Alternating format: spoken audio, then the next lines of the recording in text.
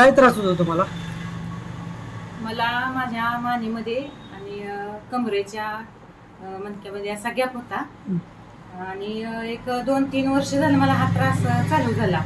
मी डॉक्टरांच्याकडे गेले, तिथे एक्सरे वगैरे काढला। त्यांनी सांगितलं की म्हणजे असं मणक्यामध्ये गॅप आहे, पण मी काही एवढी औषधं वगैरे डॉक्टरांची घेतली नाहीत आणि एवढा म्हणजे त्रास होत होता की मला असं काम केलं की थोडा वेळ काम केलं की लगेच असं झोपावंसं वाटायचं। मग थोडीशी अशी पाठ टाकली की जरा बरं वाटायचं।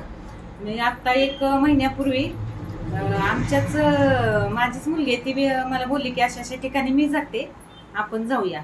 म्हटलं जाऊया की कुठं मी ट्रीटमेंट दुसरी घेतलीच नव्हती, म्हटलं बघूया आयुर्वेदिक आहे तर जाऊन बघूया। माझी ही आता दुसरीच वेळ आहे, परंतु पहिल्याच मसेज म्हणजे मला एवढा फरक पडला की अगदी असं शरीर माझं पूर्णपणे असं हलकं झालेलं आहे। आणि जो त्रास होत होता की जे दुखत होतं माझं सारखं, एक हात किंवा एक पाय दुखत होता, तो बऱ्यापैकी म्हणजे भरपूर असं मला त्याचं प्रमाण ते दुखण्याचं कमी आलेलं आहे।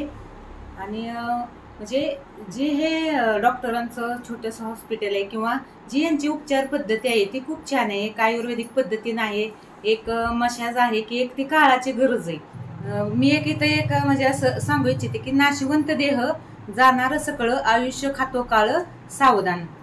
जे हे परमेश्वराने शरीर दिलेलं आहे त्याची वेळेतच कदर केली पाहिजे किंवा काळजी घेतली पाहिजे।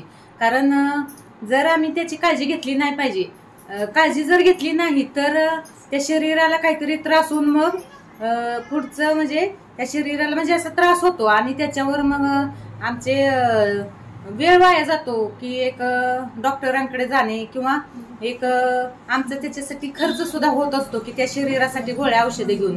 पण एक या प्रभू परमात्म्याने जी देण दिलेली आहे ती सांभाळता आली पाहिजे।